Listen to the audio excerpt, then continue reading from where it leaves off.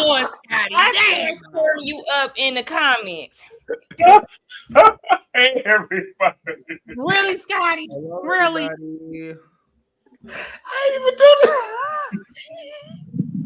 that. I was the one in the comments. What you say in the comments, T? I ain't even see it. What you saying? Because the people said that if we was at y'all crib, we'd be on time. And I said, well, we not at y'all's house. We in the pissy ass streets of DC. So I told them to make sure they lock their car doors, make sure y'all put the alarms on them hoes, put the alarm on. All right, lock up the steering wheel. Y'all come in Really B's house. Child, And never mind the junkie on your way in. Y'all know that's DC is full of I them don't know what too. part of New Hey, All right, I don't know what part of DC full of them you too. been in. See, you already got me going. I don't know what part of DC you been in, but there ain't no junkie in front of my house, sir. Maybe in pissy ass New York. Probably. And I don't give a damn about it because I ain't from here. Probably it's some fat ass rats with them too. Why you at it? Probably. It ain't where you from, it's where you at, nigga. Oh no, ma'am. I'm Southern through and through. Y'all know that. Yes, sir. Oh, yes, I'm sir. Southern through and through. Oh, y'all know that. But can I say something? Oh shit. Right. I ain't finna say nothing bad. Like y'all ain't got no faith in me. Good. Not God. at all. Not at Child, all. let me go off camera for that. I just want to say shout out to Sakina for thinking of me when she sent me this. Oh. But y'all, did y'all hear about Monica and Brandy going on tour? The Boys Mind tour. I'm so excited. Yes, we know. People are We very heard excited. I'm so excited. All right, Ma. Just make sure you got your vocals together, girl. I don't want Brandy up there showing you up. And I love Monica. Y'all already know when it comes to Brandy and Monica, I favor Monica. Leave Gunica alone. But I do favor Monica, which is why I'm saying, Monica, make sure you got your vocals together, girl, because I ain't got no time. I'm rooting for you, Monica. I'm just saying. I'm so excited. And when Sakina sent it to me, I could have cried. Let's all go. Let's all go to the concert. Let's go to you know what? I was actually getting ready to say that, JoJo. I was gonna say, depending on what the dates are in Atlanta, I might go with you, Scotty. Yeah, I'm for real. We should all go outside of Atlanta. I'm dead ass. Can we go somewhere outside of Atlanta or where we at? Can we go to Nashville or Memphis? We can make it a road trip. You gotta be fucked up. I'm not Memphis. I'm playing. Because I had asked Jamar, Carl, and Tramiel about it, and Tramiel was like, I definitely want to go. Then Carl wanted to know when, but we gotta wait till they release the dates and stuff. And I know Jamar's a big Brandy fan, so that would be good for everybody to go. Is it just them, or are they gonna have like an opening act too? They do have two opening acts. They claim that it's Kelly and Money Long, but I don't like that. I mean, Kelly Rowland, I don't mind, but why we gotta have the other girl? I heard that flyer was amazing, but I don't know. But okay, Sakina, I know this ain't got nothing to do with the show, but I just want to know why you don't like that. Because Kelly, I mean, no shade, no. What you mean? What's wrong with Miss Rowland? Like, I love Kelly, but I just don't see her with them. For me, like, Kelly really only had like one popping phase, in my opinion, and that's when Motivation came out. And really, like, that phase, it was cute for the moment, but I honestly feel like, okay. Well, no, okay. I can't speak on the other little child because I ain't never listened to none of her shit. Not the other little child. I can't speak on her. But yeah, I mean, if she a little child, I don't know. I don't know these new folks. Let me ask y'all a question real quick. Are y'all going to go see Cowboy Carter, Beyonce? Y'all going to go? Absolutely not. No, absolutely not. No. Why not? I'm not a Beyonce fan, so why would I go see Beyonce? Josiah knew what the answer was gonna be. Listen, I like Beyonce. I'm just not here for the cowboy shit. I know I'm going to Keisha Cole's concert too. I already bought my ticket.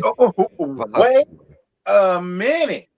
KC got a tour coming up too. What is going on? It's her 20th anniversary for the way it is of her debut album. Yes. Is it just her?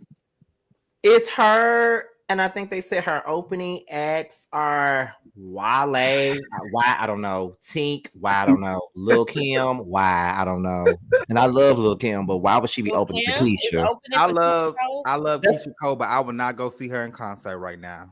Why? Because her vocals. Not too much. I don't want to find out. Listen, those JoJo, ain't giving no more like twerking and I should have cheated. I don't want to fall out with y'all.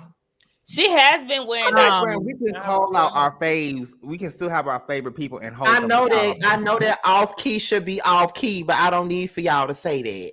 Really, we got something to say. But do we want to hear that through the? Go ahead, Ruby. Prophet, kiss my ass.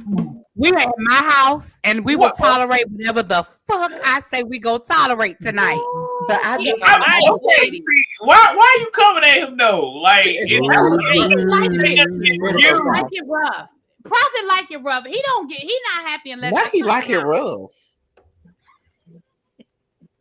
That sounds like T, not Prophet.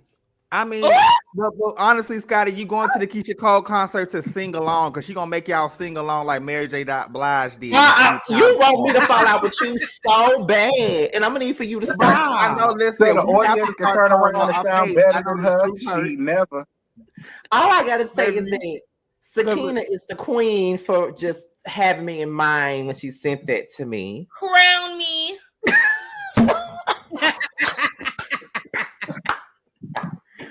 All right, y'all. Listen, y'all know what we here for. It was episode 11 of the Real Housewives of Atlanta. Now, I'm going to go ahead and be honest. I don't have no tweets of the week. I started to bring them tweets of Drew.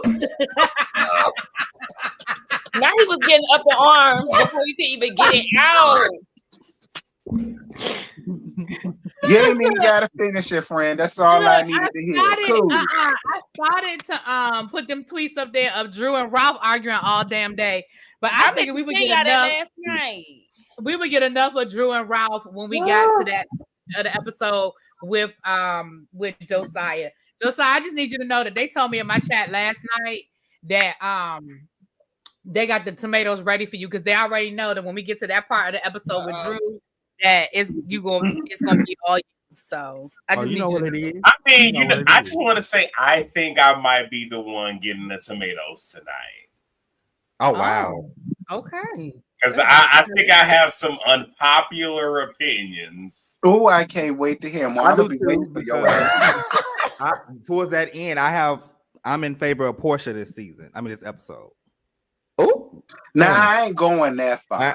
Even though Shamia pissed me off, I ain't even finna go that far. Well, I'm just gonna say this. I'm here to laugh because I'm on an edible and I'm kind of drunk, so I'm gonna laugh the whole night. I just want y'all to know. I got a serious question, and this is a real serious question. Like for real. I'm not even being funny right now. This is serious. For real. Explain to me why me not being a Beyonce fan offends Beyonce fans. Why do y'all care whether I'm a fan or not? Like, I had to come out the bushes to sting you. Why you had to sting me because I'm not a Beyonce fan? That's more tickets for you. That's more tickets for you. Why y'all wrong? Argue with. Why? I don't understand. Like people do that to me all the time. I'm like, I'm not a Beyonce fan. And it's like it offends them. Why does it offend y'all?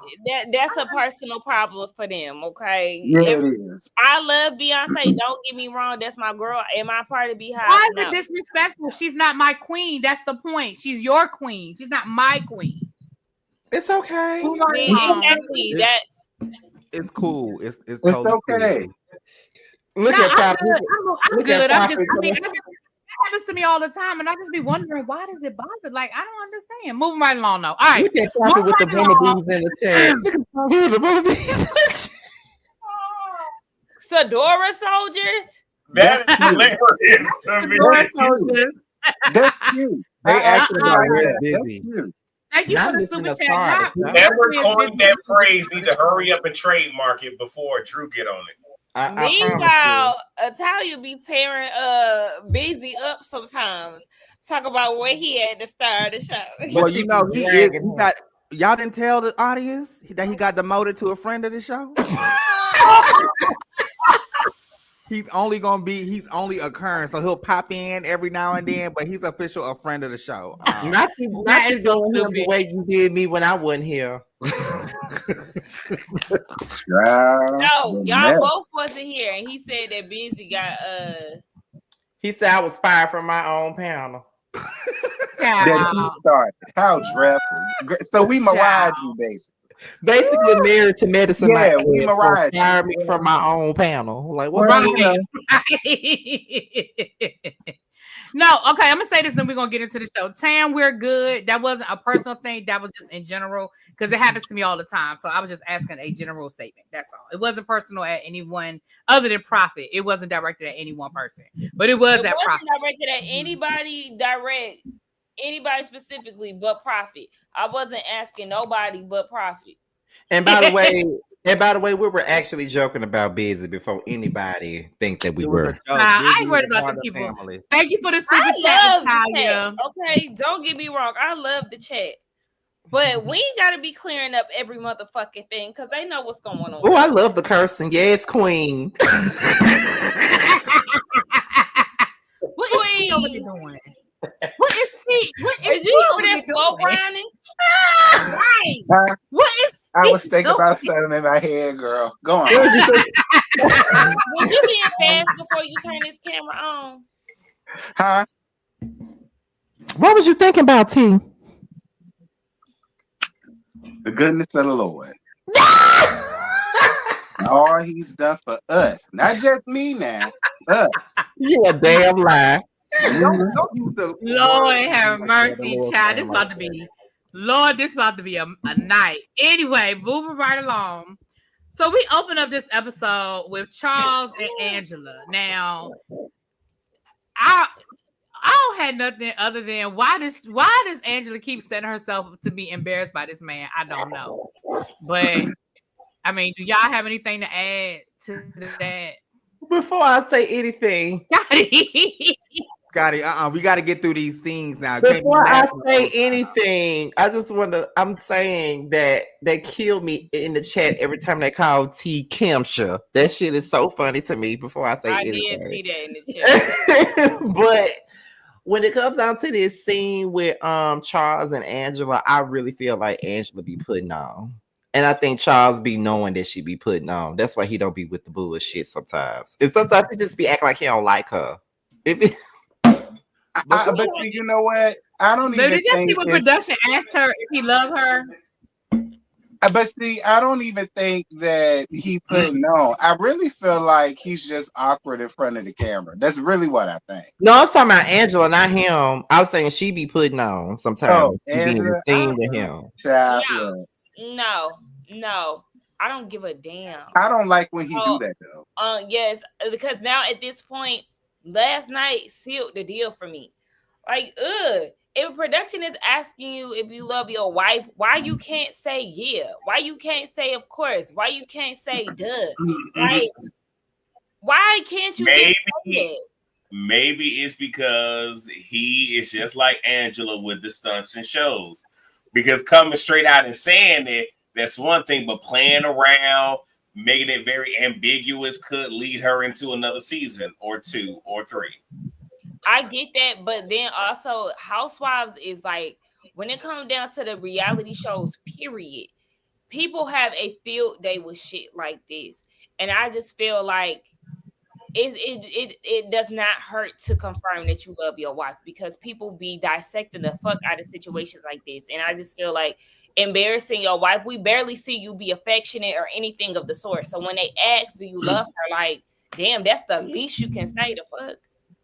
I agree. But what's love got to do with it? Shit, Tina said, what's love got to do with it? Nothing. But could it be a situation, because I do know a lot of men that are like this.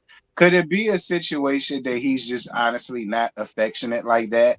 Like he is, but not like that. You know what I'm saying? Like maybe not as much as she is. So, you know, like when she asks things like that, he probably could be from a standpoint where it's like, yeah, you know I love you. Like, why the fuck you asking me that? Yeah, I love your ass. You know what I'm saying? Like I do know some men that are older that they are like that. They're not you know, as affectionate like that, or when you ask them that, they be like, yeah, stupid. Like, you know, I mean, I'm just saying, I know some men like that. That's all I'm saying. I think for the first time on this cycle of the panel that me and you agree on something, because I was going to say that I agree. I think that relationships are different. You know what I mean? Their relationship is different, and sometimes they be Charles is like he like to talk shit. That's what I feel like. It's more of a playful, you know, like you said, like, girl, you know, I love you, you my girl, whatever type of relationship. I mean, and I feel like that Angela get turned on by that. She like that, right? Because it is some people that like that shit too. Like, it's weird to us because we like, well, some of us up here, we like affection. We like to be told I love you every 5 seconds. Well, to be honest, I don't like affection, and I really don't like to be told I love you every 2 seconds. The way I show my love for people is if I'm getting smart with you, that means I love you. Oh, well, you must love me to death. Dang. So you saying that could be the same thing for Charles? Like, when he do her that way, could that be like his love language, and she like it?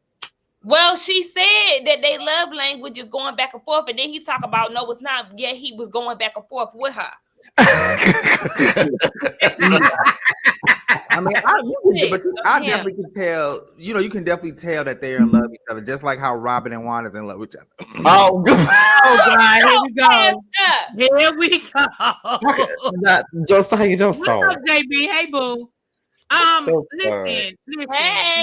Listen. Let me tell y'all. Maybe it's me. Maybe it's me. Charles is on the poll because I have told y'all that every time Charles is on the episode, he is gonna be my MVP. So that's why Charles is on the poll for tonight. Sorry, not sorry. None of the other girls ever even showed up this week, except for the people I put on the poll.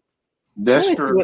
Let me see what this poll say. Britt went out of let me read the poll. Let me go on my phone and read it. Britt wasn't even on this episode, and all Kelly did was take her daughter driving. Like, what the? Kelly ain't never got shit going on, really, B. What is you talking about?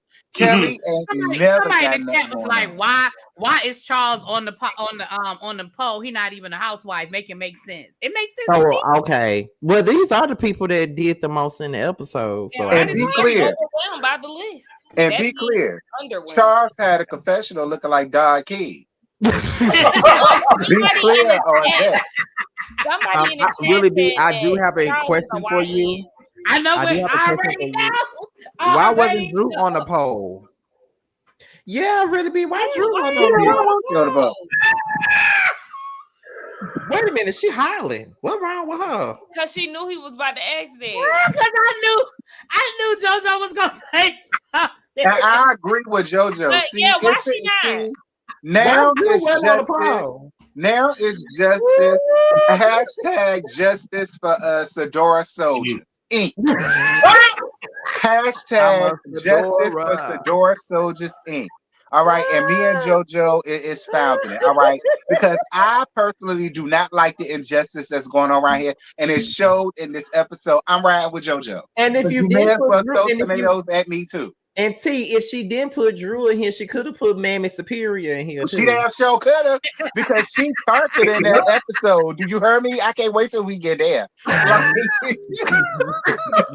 wait, Terrence, I feel that's where you and I gonna do the tussling when we get to Mammy Superior. I'm waiting for it. I already knew that because you said what you said in my chat last night, so I already knew we was. Wait, what I say? You said, I got a problem with what Mammy said. Oh, yeah, I did. About the children. Mm-hmm. Yep. All right. I don't never can't wait for it. Damn lives. I don't know, child. Okay. I don't know. You know, they be acting funny with my damn notifications anyway.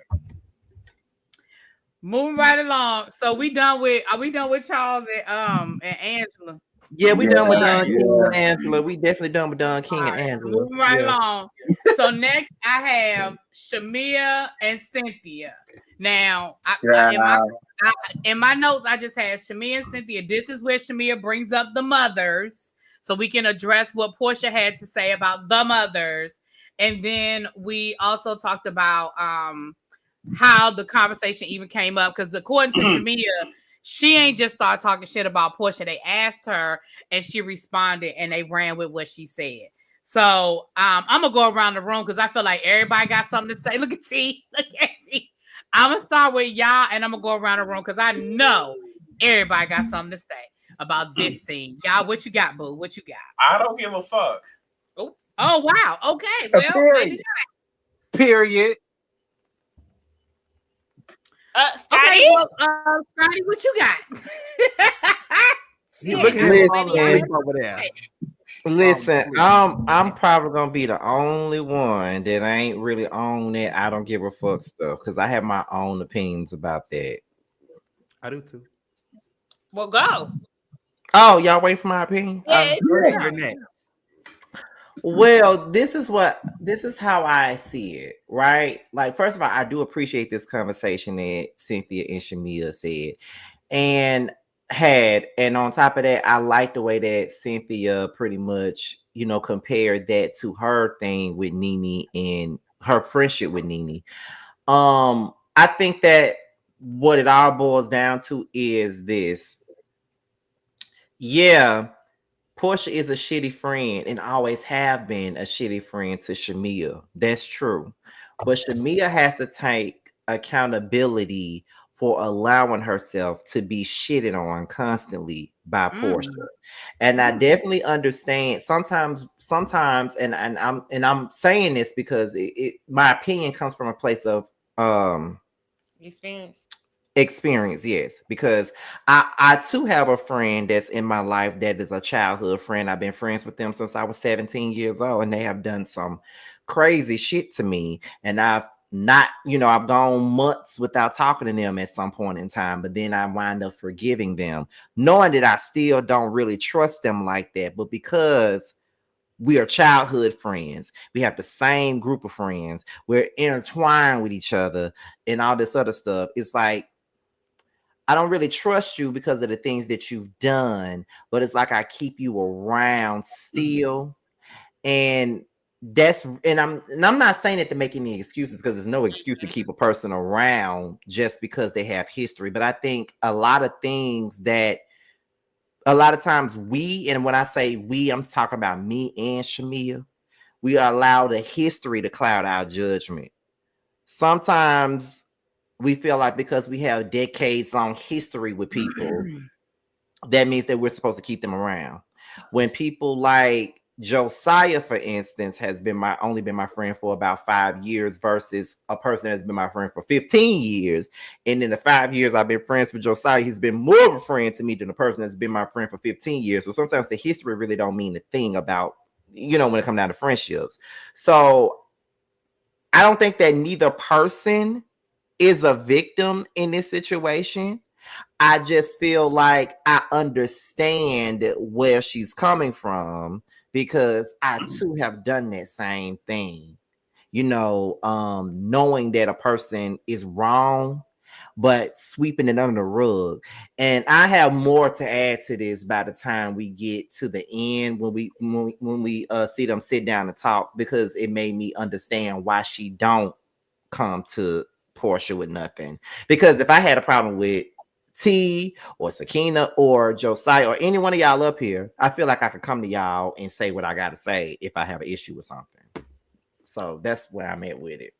Well, you can't come to me. He don't got nothing to say. He on mute. He was spinning. Don't be telling these people I ain't got nothing to say. You was doing that. What I gotta say, I'm gonna be nice. This for Shamia and Sin. Girl, I don't feel bad for neither one of y'all. Point blank in the period. Because again, and this ain't to Scotty before y'all try to act like I'm making it personal to Scotty. No, I'm not. This is for Porsha and Sin. Because when you know that you got a raggedy bitch in your life and they continue to show you what a rickety crickety hoe that they really are, and you just continue to constantly make excuses and have them around, I can only feel bad for you, but for so long. And then after a while, I'm to a point where I'm just done and I'm like, girl, you get what you get. Like, don't come to me, don't tell me about it, don't come crying to me, because everybody and your mama literally have been telling you that this person is not your friend and never have been your friend. And then you see that this person is not your friend, and then you constantly make excuses. I just don't have nothing. But Shamia, whether they came to you or whether you went to them, at the end of the day, you allowed them to let your mouth run and you let it rain for 40 days and 40 nights. Yep. And at the end of the day, yeah, this is technically your crab season because you have a peach, but in reality, you're not a crab. So you should have never had this discussion with none of them ladies in the first damn. I agree. So you could sit up and try to make it seem like, well, no, I didn't come to them. I was sitting with them and they was telling me that you're not this, that thing, and this. And yeah, and you decided to let that be the battery that you placed in your back, and you decided to unload all of these reasons and all of these examples and all of these things that she has done that proves their point and everybody else's point from seasons ago that Porsha is not your friend, and you feel away. Sorry, Shamia, I don't have nothing for you either way. I ain't trying to be an asshole. I think you cool people, but I'm gonna be honest. I don't have nothing for you either way. That's just me.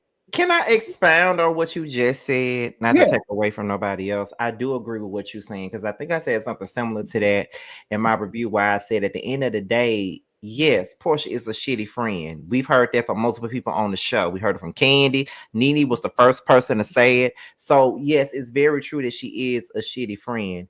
But at the end of the day, regardless of whether or not they brought it to you first or not, you didn't even have to answer to them. Nope. You didn't have to say anything to them. Nope. You could have just left it where it was. Because if anybody would have came to me, whether or not they felt like T or Josiah wasn't my friends, first of all, you're not going to come to me and tell me that they ain't my friends, whether I feel like they're not or not. And on top of that, I don't even know you hoes like that. So why the fuck am I talking to y'all about it? Yeah. I barely like Angela. I barely like Drew. Why am I talking to y'all about it? Whether y'all brought it up or not. I agree. So you have to take accountability for having loose ass lips, and they baited your ass. And here's the thing. Angela brought that shit up to you, baited your ass. In the moment that you pissed her off, she used this shit against you and broke your shit up. That's exactly what happened. Pulled the Tammy Roman. Season what? 7, 8. Showed it. Well, let me acknowledge my super chats, and then I'm gonna get you and then Sakina she'll go.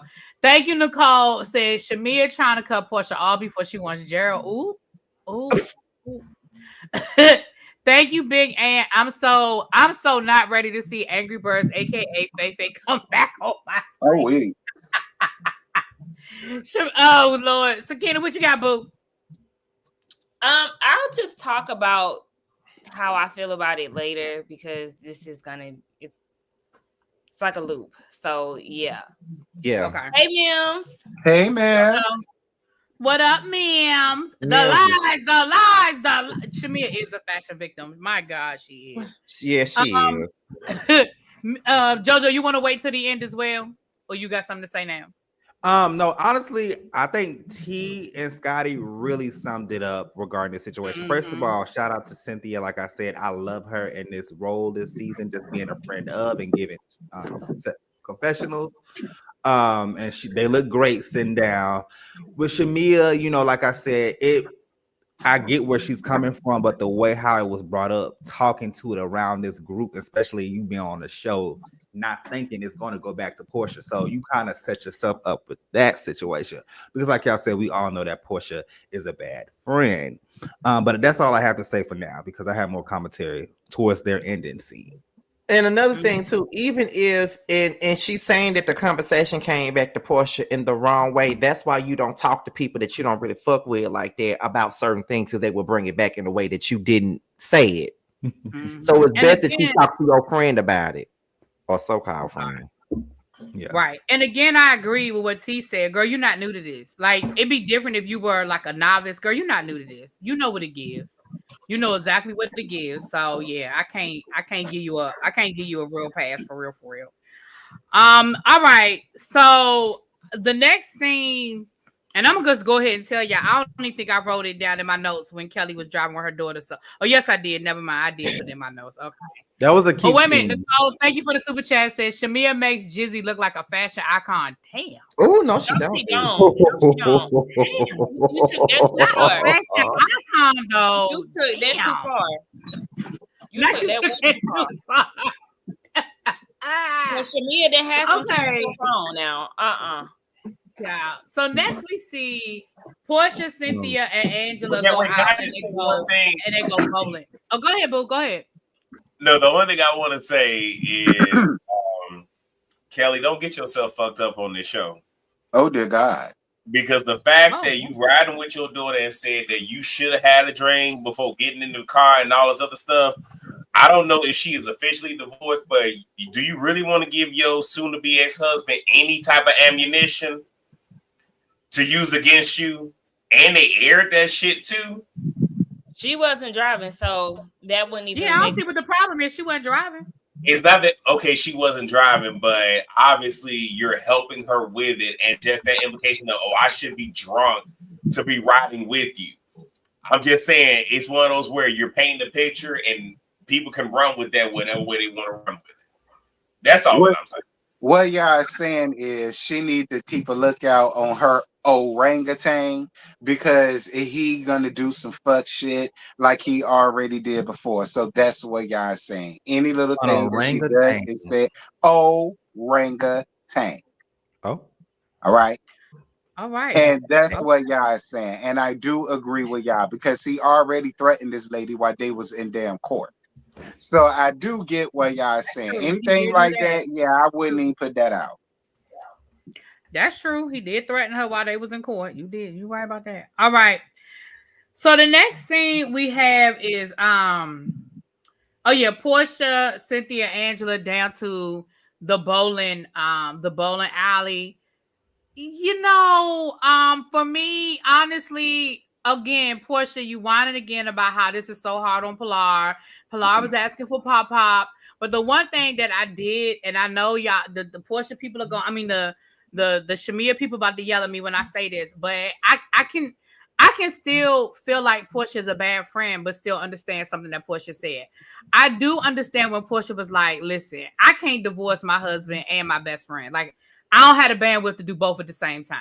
So I did feel like that honestly was a valid, like an honest statement she made in that moment, regardless of whether people think that she's right or wrong or whether she's a good friend or a bad friend.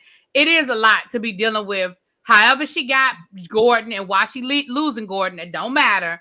But the fact that she's going through what she's going through with Gordon and then now she's dealing with the Shamia thing, I do think that was a valid statement. However, I don't think that excuses Porsha's bad behavior. That's what I'm gonna say. But I'll start at the bottom and work my way up this time. Jojo, I'll start with you, boo. Anything on that? So watching this scene, I actually was weeping a little bit. I cried a couple times during excuse me, this episode. Ooh. Oh my God, I'm so sorry. But yeah, I cried a couple times. Bullshit is creeping out your throat, Jojo. No, I cried a couple times during this episode. I feel bad for Porsha. I really did. I felt sorrow for her this whole episode. Like, did you? Like, where is my phone so I can put my tomatoes? I think that the nice person that I am, I don't care what happens. Like, if and I'm going through it, I'm gonna feel bad for you. And it just seems like that she's just not in a good I need boldest girl. Where is it? You said the nice person that you are. I'm very nice. I'm very nice and sweet. Can I find a hammer that you are? The nice person. Yes, I am very nice and sweet. Yes, I am. Who are you nice and sweet to? Everybody. When have y'all ever seen me go off on somebody? You don't want to ask me that question. Jojo, you must have forgot that I done seen the other side of you too, sir. What? What? That's all I have Hammer to say, Your for Honor. your ass. I bet it is with your lying ass. Not Wait a hammer. second. Not the hammers, not teeth. Teeth throwing hammers. Look at the tomato. What else I got in here, child? He said, "What else?" He's looking for the whole arsenal. He said, "What else do I have in here, though?" Child, I'm sick of it. Oh Lord, what is that? I'm sorry, but I don't feel bad for Porsha.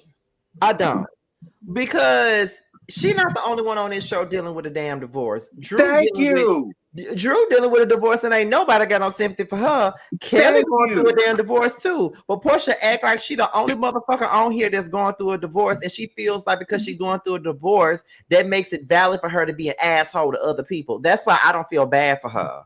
Like, Thank you.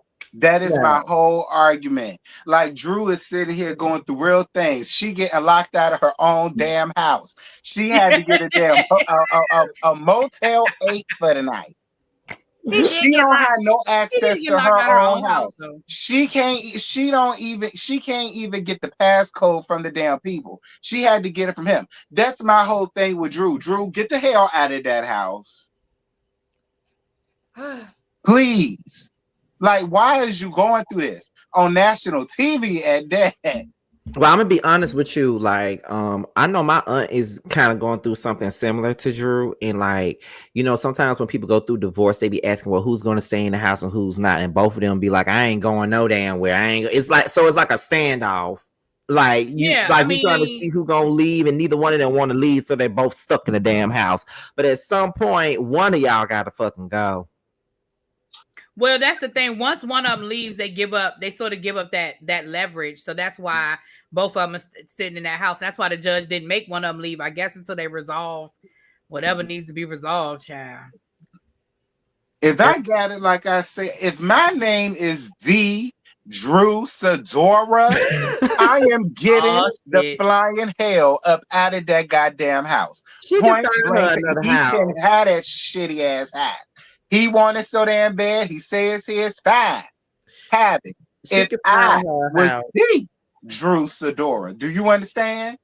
She can find her house right out here. I was saying yes. The period. Okay, I told her. I'm sorry. Simon, damn. I'm sorry. Girl, you live in Duluth. First of all, you live too far anyway. Leave. Please. If you care about your children the way you say you do, because they halfway listening to you now, please get up out. We ain't got to that. We gonna get on that later, because your mama won't lie. So we gonna get there later. Right, because I have a whole bunch of commentary on that. Yeah, it's plenty of places that Drew can go. You know what I mean? Like, she can go somewhere at this point. And I know that her acting career really ain't been like a A-list acting career, but even with her, like, her checks from Bravo probably could afford her a place to go. At the very least. Like, that's all I'm saying. Her acting career is A-list. Is it? Mm-hmm. Child, the last thing she was in was The Past, which was her real damn life. I'm telling you, you better than me, Drew. I get a candy pants if I was you. I just watched the show with her last night. What's that show? It was with Columbia Short. I was watching Bounce last night. Mind your business. On the show on Bounce? Yeah, Mind Your Business with Columbia Short. Is it new? According to Ralph listed all them Tubi movies that she been in the last 2 years. According to Ralph, she stayed booked and busy. She said no. Remember, she did say she had filmed a lot of stuff. Remember, she said that on episode 1 with Kenya. She said she did 5 movies. Yeah. I guess Tubi count. Okay. You know what? Not Tubi count. It do. I mean, if it's a paycheck, it count. Yeah. But obviously, it don't pay that much. She's still in that damn house. She's scared to leave. She just need to get on a TP production, because he actually give them the real. At the very least, yeah. Why you ain't go to Miss Perry? I'm sure. I'm sure that Tamika Perry would give her a job. I'm sure she would. Tamika cut it. Yes, I'm I sure said she it, y'all. I said it, y'all. I saw your face when I said it. Yes, I said Tamika Perry. Yes. Okay, Medea will look out for her and do her right. I'm sure Medea got another movie coming And out. speaking Go on of- ahead Medea and get into do. There is a new Medea movie Speaking of coming Tyler out. Perry, why I posted It Tyler is. Perry at It is Beyonce another concert. Medea movie coming out. Mm-hmm. Go ahead and say it, JoJo, because I knew that was coming. Go ahead and say So it. y'all, See, I yes, posted, two so feisty know what I'm talking about. and me, T, and Scotty group chat, I posted a picture of Tyler Perry at the Beyonce concert. And I was like, oh, y'all, like, Tyler Perry look kind of good here. T time out, son. What he said something about Medea? Let me go back and read it. Yeah, Y'all because was, y'all was in y'all chat. Okay, I was about to JoJo say, was I'm out okay. of office rocker child. This is what was said. Is it me or is Tyler Perry fine as fuck now? And T responded with, "It's you, because Medea is not cute." There is nothing cute about Medea, okay? The feminine one or the masculine one. There's I was walking home nothing. from the store. He said that I was outside screaming. Thank you, Miss Bay. Thanks for becoming a member. Thank you. Yeah, I don't know about that one, Josiah, but you know, Listen, thank you, Sakita. I appreciate it. I don't know I about that read one. every text message in T's voice. So when I read that text message, I fucking holler when he's no, because like, listen, he's tall, he's bearded, very great Tall looking. and bearded is not enough. I need y'all to stop being blinded by the height and the facial hair. He's Well, shaking. I was I'm just saying, saying, like, of course, and he has a great personality. He has a masculine voice. where? He do. You People can't see like Tyler Perry. You people can't see like Tyler what they Perry like. doing anything on UT. Excuse me, I'm not a lesbian. Look, How dare okay. you ask me a thing like that? So let me I ask am y'all not a real quick. lesbian. Go ahead, Sakina. Do y'all okay? Since Josiah thinks Tyler Perry is fine, is there like any? Oh, is there who do y'all like? Who is y'all crush that you feel like the public would be like, what the fuck? Oh, that's a good question. That is a good question. I don't even have the answer for me. Mine is myself. Oh yeah, we already know that. Yeah, that's true. Next, who is a person that I think nobody would like? I'm really trying to think on it. It's crazy that I asked this and then like none of us have a. Well, before I had to divorce him, I used to love me some Ice Cube, but I loved Ice Cube even when he still had the Jerry curl. He's attractive though. Not when he had that Jerry curl, he wasn't. He damn sure won't. No, he was And not. I still thought he was attractive. He could have got my number. With the Jerry curl? Yes. Oh no, man. With the juice still dripping? Here, another Chris. Yes. The fuck? I guess I could say Ralph. Ralph don't count. He's Ralph attractive. is fine. I don't know what you mean. He's attractive. That does not count. Is way too attractive. You know what? You know who I had a crush on, y'all, before all this conflict? Well, not no more, of course, but back in the day. Who? Tim from Sweetie Pies. Oh! Yeah, that's an example. Let me tell you something, yo. I said, who is this? I said, ooh, who is this by young specimen? Oh my gosh. Okay, I got one. And I'm embarrassed because I don't know why. And then it's like, who? The Lisa Barlow husband. At one point, I thought John was fine. I was finna say something, but I caught myself because I'm not finna shut my friend live down. So I'm not even gonna do that. I don't want the Caucasians coming at me. So I ain't even finna say that. All I'm gonna say is, friend, I wouldn't recommend. But I mean, look, Christ coming back soon. You may as well live your life. And something tell me that if you wanted John the damn so do it. So I mean, you know. This was like this was at one point, y'all. Okay, this was one point. Like, listen, if you do it good enough, he might make you the new Lisa Barlow. In that case, I say do. I don't like him no more. It was I don't know what the hell it was. Can I just add one more thing? I know this is kind of odd, but I love me a receding hairline, like where hairline that's like since I got the U shape. I love it. I love it. It be. I got another person too with receding hairlines. Really be. You know what? Since y'all said Ralph don't count, I have another person, No, and it has to be people that are not attractive. So who is it? I don't know if y'all think this person is attractive or not, but I remember watching this video, their music video, and I was watching the video, and I said, "Damn, he kind of fine to me." And I really hate to say this, but I'm gonna say it anyway. I was looking at a Kirk Franklin video. It was like a bad looking. It was the looking for you video. I said, Kirk Franklin kind of fine. I'm not gonna give you too much because Kirk is a nice looking dude. I'm not even gonna give y'all who's saying Kirk looks like a gremlin. Kirk looks like a gremlin. Why you gotta look like a gremlin? He is a nice looking man, really. Why you gotta be a gremlin? Like I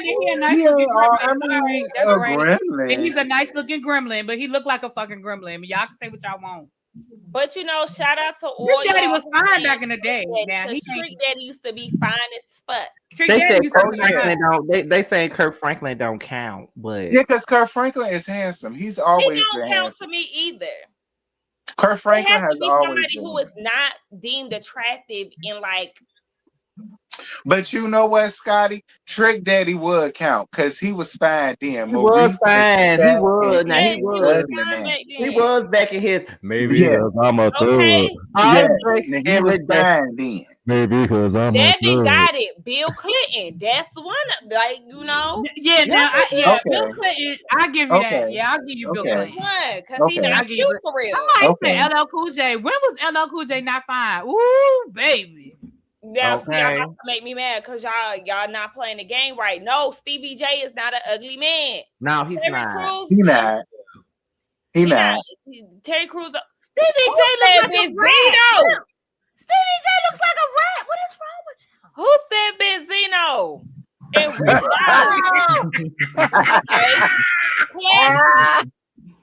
Classy, you got it right. Yo Gotti, that's a good one. Well, you know what? Since they keep on putting his name in here, when Love and Hip Hop first came on, I did think that Kirk was kind of fine the first season. I did. No. You know who I would say? Lil Wayne. Because a lot of girls went up for him, and I never understood why. I said, why? He always now he looked like a gremlin. If y'all don't, he looks like a gremlin. Listen, so many girls, especially when I was in high school. Oh, you couldn't tell them nothing. And Jay-Z. Oh, my sister-in-law love her some Jay-Z. Jay-Z is always ugly. I don't give a fuck with Jay-Z used to be fine back in the day. I'm not gonna lie. Jay-Z could have got it at one point. I'm not gonna lie. We need to. Okay, let's get back to the show because this game. Did y'all say Shamar? Be quiet, Scott. Shamar who? Just be quiet, Scott. I hope they talk about Shamar more. This why we need to have game night. Because they are not talking about Shamar more. I'm bringing back game night soon. We can have this type of combo.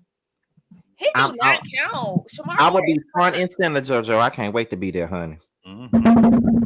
Anyway, let's all right. Let's get back to the show. So are we done with the bowling alley scene? Did everybody get a chance to speak on the bowling alley scene with Porsha?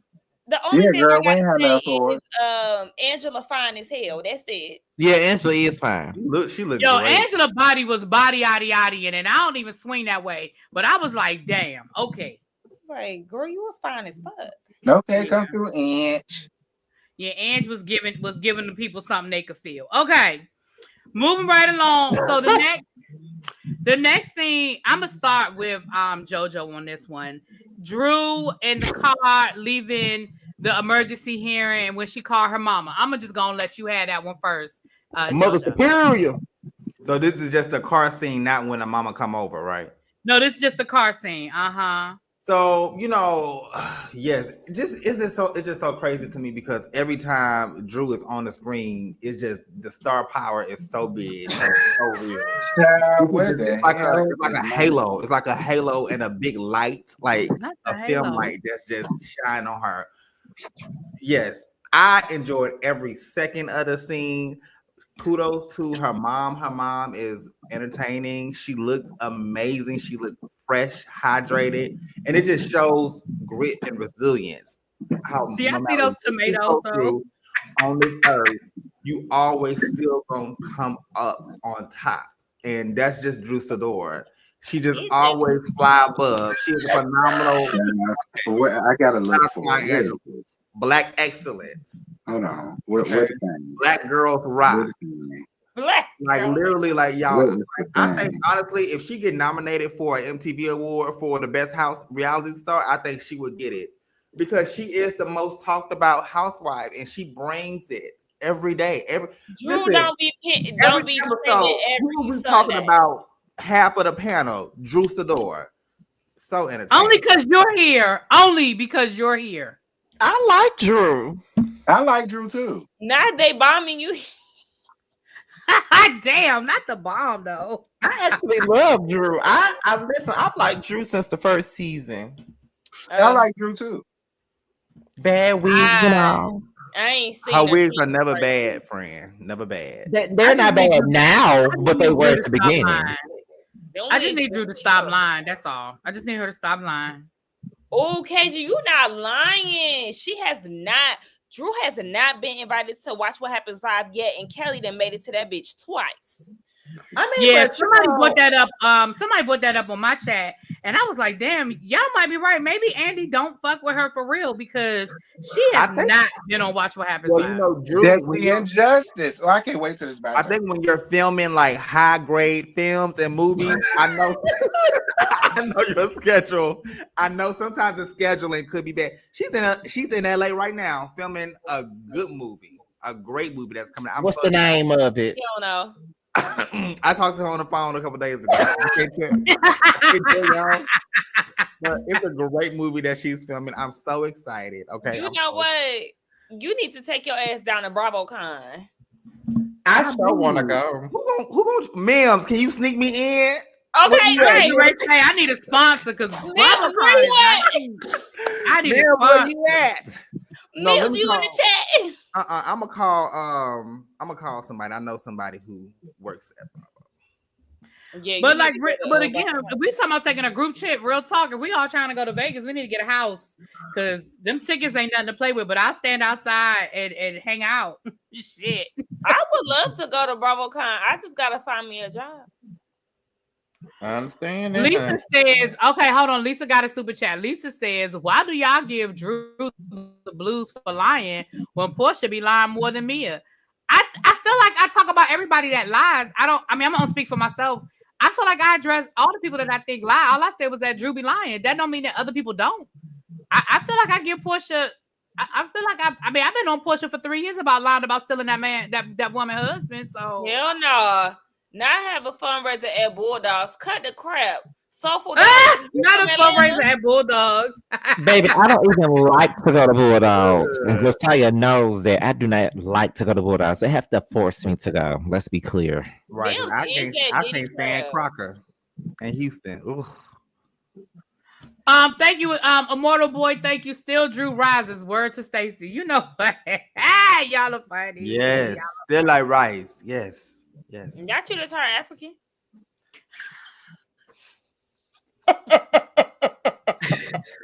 Shout out to the 423. Hold on, we need to Sakina. We need to pause. Sakina need to do a light check. We got 423 people in the chat. Sakina, what them likes is doing?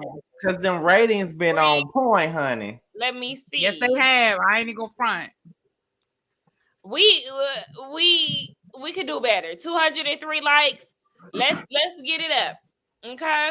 Can I say something real quick, Really B, since I brought it up? Shout out to y'all for really supporting us. Because I sent everybody, I put it in our group text that the ratings for the Whether You Like It or Not panel are definitely consistent. It's always between 4 to 5K every week. So we appreciate you guys for watching us. No matter what platform we're on, y'all watch us. That means a lot to us that y'all really do tune in.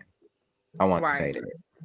And I want to address what somebody said in the chat about Drew be lying about silly stuff. I just want to quote the great Forrest Rocks, and said, "A lie don't care who tell it." But that's my issue. Like, I don't be knowing what she be lying about. You don't want to know. Just all of it. Just all of it. Just all of it. Y'all get the likes up. It's 429 of y'all and 200 and some funky ass likes. 222. Oh. Get it together. Don't No, make me get my fan. Now, you can't be. I know that's right, Terrence. Tell him. You know, my people not used to being talked rough. Whatever, I can do what I want right here. This Willie B, please. This master's the house. I can do what I want right here. Crackheads and shit out in front of my house. No, the hell you can't. And you see, I got let up in this bitch, didn't y'all? Like I said, I live in a good neighborhood, Savannah. Damn, clearly not. That's a good neighborhood, Savannah. We got good 239 likes. Let's get them up. To this comment about Drew creating a whole exercise business to hide her BBL, that is not true. Her exercise business is still going really good. I just got a couple stuff online a few weeks ago. I never heard her drop it with Drew. You can tell when Drew lying because your ass be lying. I never heard her drop it with Drew since that season. Okay, Jesus. Yes. Keep the Lord in mind. Is that the other entity that Drew was talking about? What other entity did she create other than Drew Sidora LLC? She said it was another entity of hers that he wanted 40% of. Did she ever say what that was? Yeah, Drew B. Line LLC. Oh damn. Well, according to the court, okay, so we read. I got a copy of the divorce documents, and I read them on my channel. Y'all can go back and catch that video. According to what the court documents allege, let me say it's alleged. Drew started 2 new LLC. So one is out of Chicago and one is out of California. So that's what she was talking about. And I think she was talking about the 2 different ones because he was able to find that she started 2 LLCs. Hold on. See what I mean, Drew? You see how he found out stuff about you and you steady bringing your ass on camera saying, I don't know nothing about his stuff. I don't know nothing about his accounts. I don't know nothing about his money, but he finding out stuff about you. I think they have a biblically relationship, right? And a what? I think as a man of God, I think that she has original. No, for real. Listen, a man of God, you know, I think Drew is a Proverbs 31 wife, which is being submissive to her husband and, you know, following his lead. So I think her being married to him as her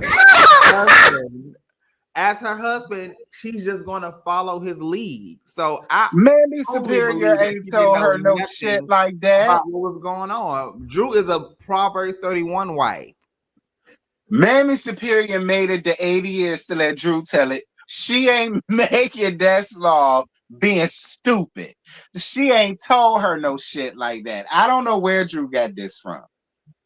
Like I said, Drew saw the body, she saw the face, and she felt the dick, and that was all that it took for her to fall in love and get married and do all of this. I'm sorry, but that is the truth. He said that. He said they met, they got engaged, they got married, she had kids. Like he said, it went just like that. Like they really didn't. And Terrence, to that point, because we ain't got there yet, but that's why Mammy Superior ain't shit, because her and this damn Father God religion, I'm part of it too, and the fact that you a whole ass pastor and you ain't catch the play beforehand and you just let that shit go ahead and happen, yeah, fuck her too. No, I'm on your side with that though, y'all. No shade. I'm about to say Drew is a grown ass woman. She can't let nothing happen when you dealing with a grown. I think with the way you talk about Sharon. I'm sorry. Let me stop. I'll go back on mute.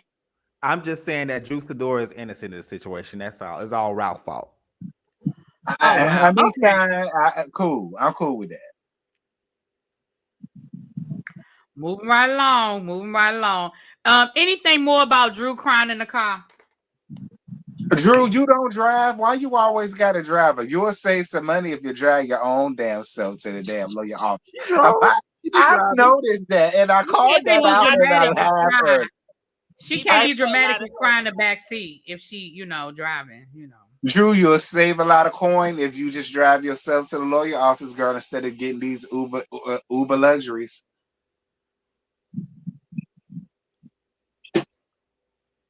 Child. Moving right along. So the next scene is Kelly and her daughter. I feel like we already addressed it. Kelly, don't be out here talking about you gonna be drinking and drive and be the designated driver. That's all I got. I feel like she just used this as an opportunity to address why her Sandy Springs location ain't open yet. That's all I got. Anybody else? Okay. We moving right along. Say this though. People have been dragging Kelly for being broke and being penniless, halfway standing in the child line. I've heard other people talk about that in my reviews. I mean, I've never thought that about her, but I just wanted to bring that up. I thought that was interesting. I mean, because you're saying that it's not open yet, and I just wanted to bring that up. I mean, should Kelly see this? Kelly, that's what the folks saying about you. What? Not just what the folks were saying about you, though. Yeah, I went to Juanita Bupper Curls, girl, and that's what they were saying in the salon that you really broke opinion, IRL, and that's why it's taking you so long to get your businesses up and running, and this, that, thing, and the other. That's what I heard. I don't know that to be true, Kelly, and I like you. You're my Pisces sister. I don't want to believe that. Well, Sakina, where we going to the chicken and waffle? Cause I said that in my review earlier. Shit, when my teeth get the fuck together. I'm hungry, y'all. I'm hungry. I'm fucking hungry. We've been talking about going there for a minute now. When I was talking to Jamie about it, she was like, I don't want to go all the way out there. Wait till they open up Sandy Springs. Yeah. Jamie not gonna want to go all the way out there where she live at. Yes, yeah, that's a little bit too far for her. But I mean, it's a little lengthy for me too. But I've been drinking water all this damn time. I've been hungry since Saturday. Oh, girl. Oh my. I ate some fries. Oh, baby. Sorry, Sakina. But I know I be joking with you about you not eating real food, but you really do be eating. I'm sorry you can't eat right now. She definitely eats, honey. Go out with her. I'm hungry. Go out with her, y'all. You'll see.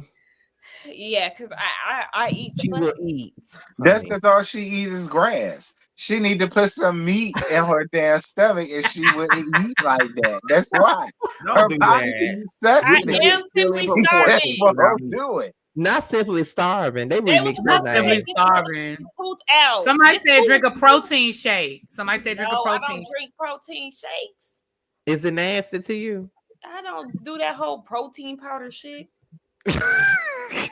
Listen, I mean, they do have.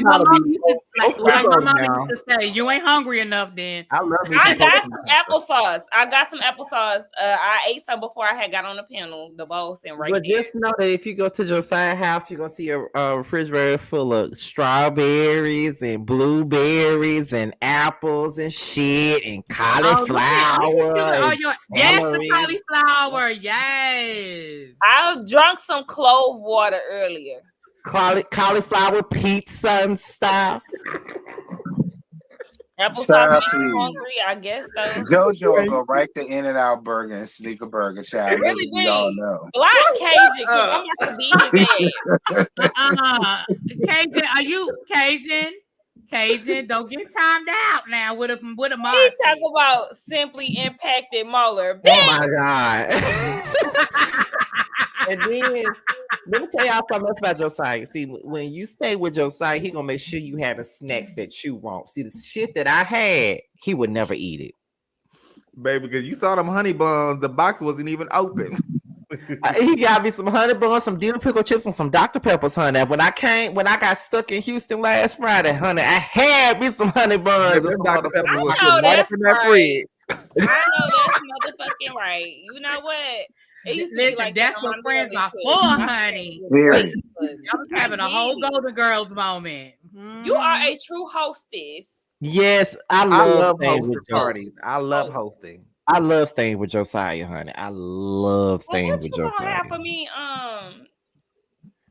Oh, well, you got the blueberries and stuff, but I also like. I'm not a salad girl. I need some chips too. And No, I got you. I got you. He got all that. He just wasn't gonna eat them damn honey buns. Too much sugar. Too much sugar. All right. I only got a tincture. I don't have oil. Got you. Okay. I'm listening. Well, we're at the part that everybody has been waiting for. The conversation. No, my bad. Hold on, no, I didn't. I skipped all over Drew ass. My fault. My fault. Baby. My fault. The shade of it all.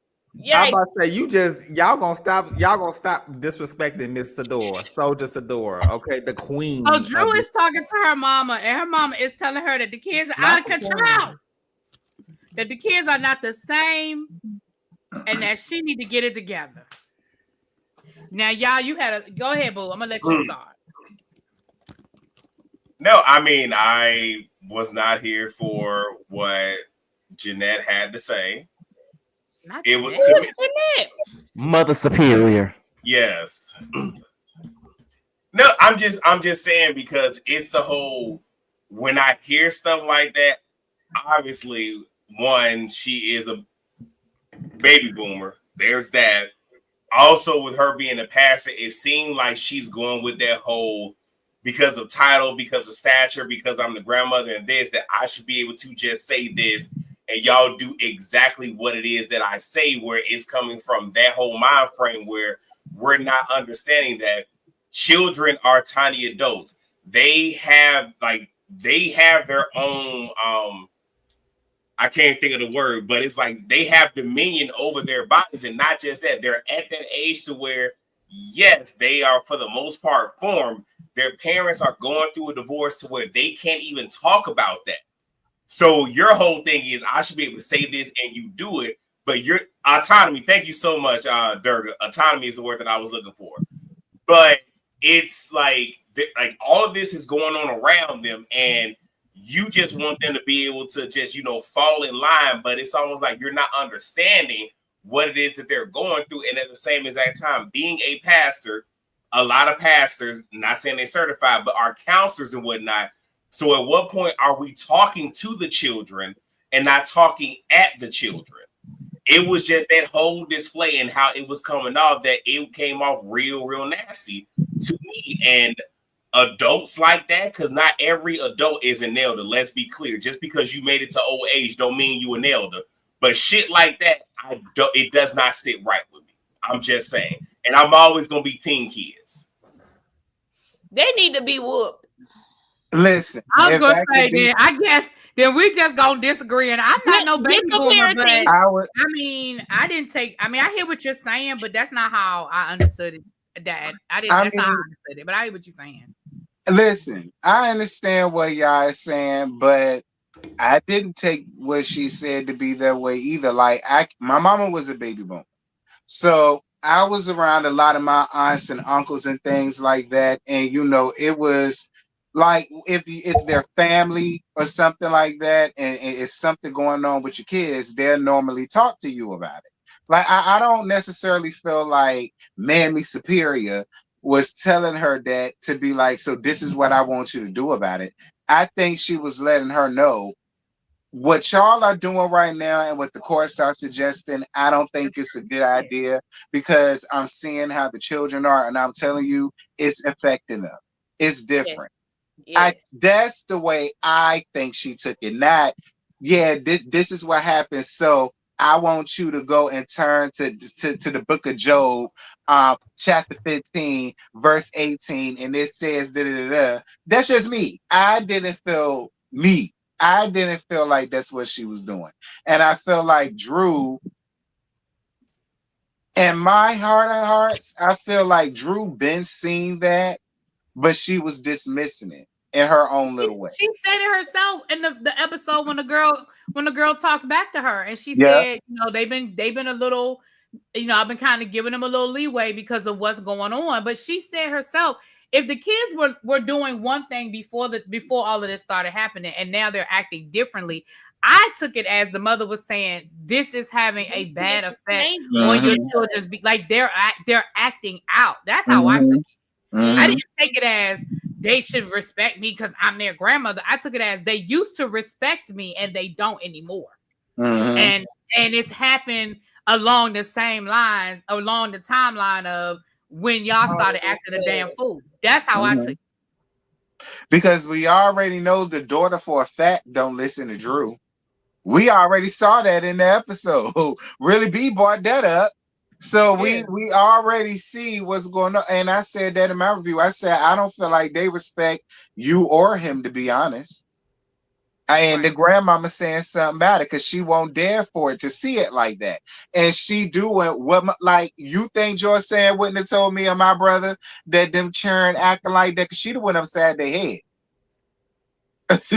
And Drew is supposed to have those kids, according to the court documents, Drew is supposed to have those kids in therapy, and they're not in therapy. And that might have been another part of the conversation that we didn't see. Is that the mother was saying, you need to get them kids in some therapy. I agree with that because I think that Drew really thinks that by her not talking about it, that means that the kids don't know about it. If you look at the after show, she was talking to, I don't know who that was that asked her that. I think it was either Cynthia or Angela asked her how old was her oldest son, and she said 14. 14, and you think he don't know what's going on? Right. The kids that's in elementary know what the hell going on. They know what's going on. Because like, even because I do reactions on the after show every week. So I was like, when my brother was growing up, and my now ex stepfather was his father.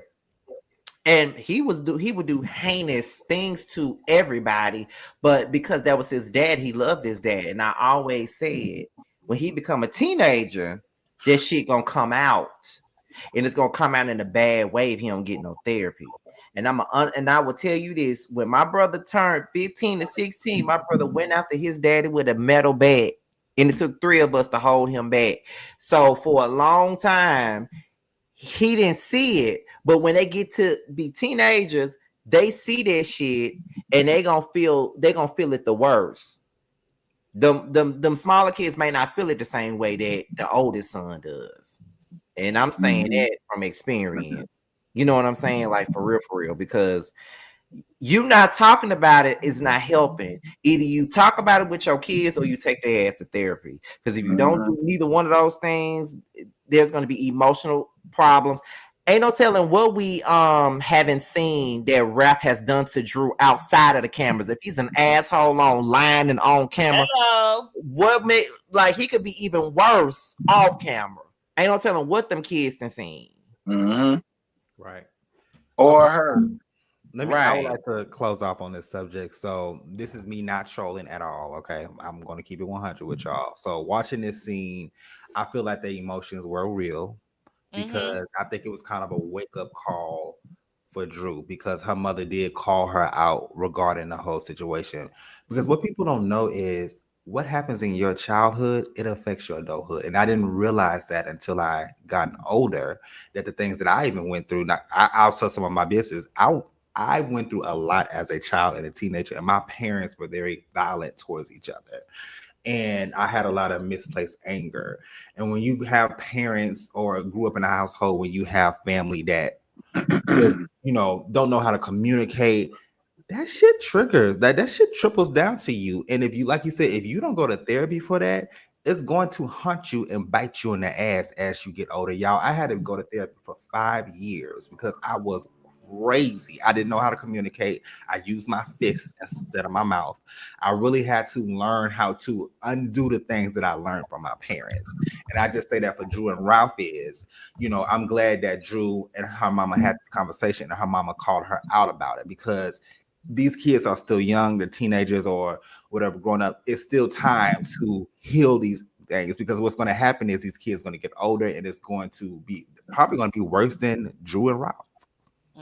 And another thing too, Josiah, just to add on to that, like Drew probably, and and that can happen as a parent.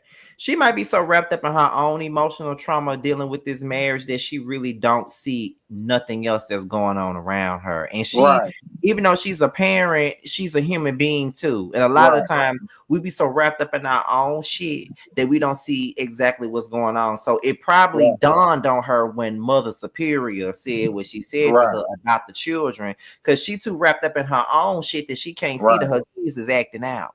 Right. And that's another reason why I agree with Mammy Superior when she said, I don't understand what the courts are doing. Because, yeah, the courts are saying that, but the courts are not there every single solitary day and night seeing how things are. Nobody with human rationale thinks that that shit is okay. At all. And it feels like this is a great environment and a safe environment for the kids to be in. So yeah, this is what y'all are gonna do. Like, no, this is horrible. Like, this is the worst thing that y'all could do for anybody, especially the kids. I agree. Like, he locked her out the damn house. Exactly. Like, what more do y'all need to be like, okay? And now the sons are gonna think this is how you treat or talk to women. Go ahead, really be. Oh, I'm telling you to go ahead on your own panel. It's okay, baby. It's all right. I'm gonna be honest and tell you guys, and this is my opinion. I don't know this to be a fact.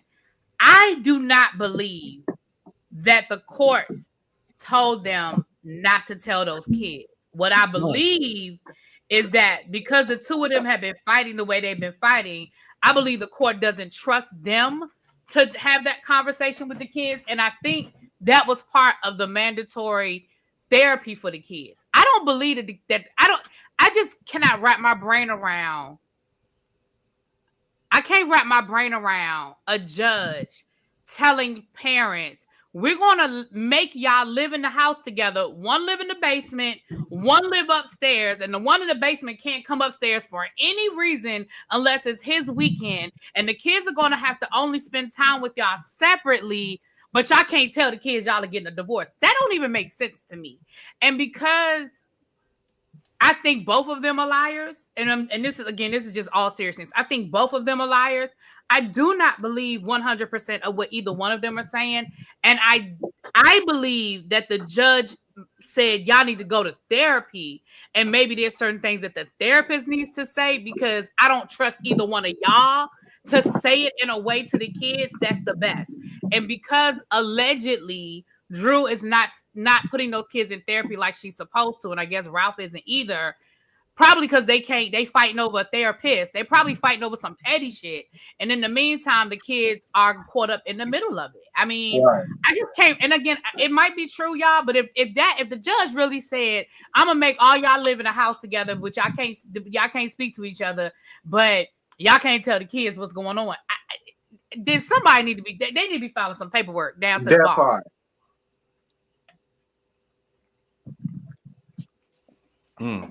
That's real. Now, that's just my opinion, but anybody else before we get to the final scene? Any other thoughts? I just want to say that just because you can have kids, you don't need to have kids. And most people have kids is very selfish. I agree with that 100%. And one last thing, and this is kind of piggybacking off of what JoJo said, and I'll share this from my experience, is people need to be very cautious, not only when having children, but also what they allow to be displayed. So here's what I mean. Growing up, because again, we mimic what we grew up seeing. We just don't know it's a part of us until we're put in that situation to where it comes out. Because I always seen, hey, a kid gets unruly, you're older, you physically put your hands on them. Done that with a young cousin. Punched his ass square in the motherfucking chest. Even got into it with his damn mom's like, he don't need to be da-da-da-da-da. This is me in my teenage years. As I got older, and I'm starting to sit back and think about it like, damn, I didn't like that shit when it was done to me. Why am I doing it? And having to sit here and work through things. And it's going from that to doing the yelling and then making them do PT and all this other stuff until more recently. We're a sergeant. When I came home, my cousin, she had her kids over. They was cutting up. You had her mother, which is my aunt, yelling at them. My mom yelling at them. The mother herself yelling at them. I'm the only one that took the elders to the side, sat him down and talked to him, trying to understand his rationale of why he did what he did. And he sat there for 5 whole minutes by himself because that's the first time an adult sat there and talked to him rather than yelling at him, screaming, possibly putting their hands on him. But I'm saying all that to say where is people just having kids for whatever reason, and the majority of the time it's very selfish, not realizing your unresolved trauma is impacting the kids. And you got to understand, kids see a lot more than what we give them credit for. And with this particular divorce, if y'all really sit here and think that this is not having like this ain't going to affect the kids like Drew's daughter, I hope it don't happen. She's seeing how her mother is dealing with this. She may mimic that in a whole relationship where it's I see my mom doing this, so I guess this is okay. The boy seeing, okay, well, I see my mom saying to telling my mom, my dad telling my mom, like, oh, all you deserve is a Lunchable. So I ain't got to do all of this where is, yes, therapy is needed. But again, just because you can have don't mean you need to, especially when you have not worked through your own stuff, because you unknowingly can't be passing this shit down to your kids that don't even know it. I'm off my box. That is true. All of that is facts. Thank you, Italia, for the super chat. It said, but did y'all see Shamia's sister talking about her relationship with Porsha being over a long time ago in the transition clip? She knows it's one-sided. Yeah, I saw what her sisters were saying the same thing, child. But I think people on the outside have felt that way about Porsha and Shamia, not just us viewers, but people who see them in their everyday life. I mean, Candy told y'all that 5 years ago. The final scene, ladies and gentlemen, is dun dun dun. Porsha and Shamia meet up for lunch / dinner / whatever. And once again, Shamia is a fashion victim. I'm going to start with Simply Sakina. Okay, I'm sorry. No, go ahead, baby. Your hand was up. Go ahead. Go ahead, Scotty. Go ahead, boo. I'm sorry. I'll start off by saying this. The moment that Porsha sighed, I would have walked the fuck out. The moment she sighed. Because clearly she's not interested in anything that you're talking about. And she keeps on making it about the fact that she's going through a divorce. Shamia, stop. Shamia, don't do this. Shamia, stop. Shamia, don't. Girl.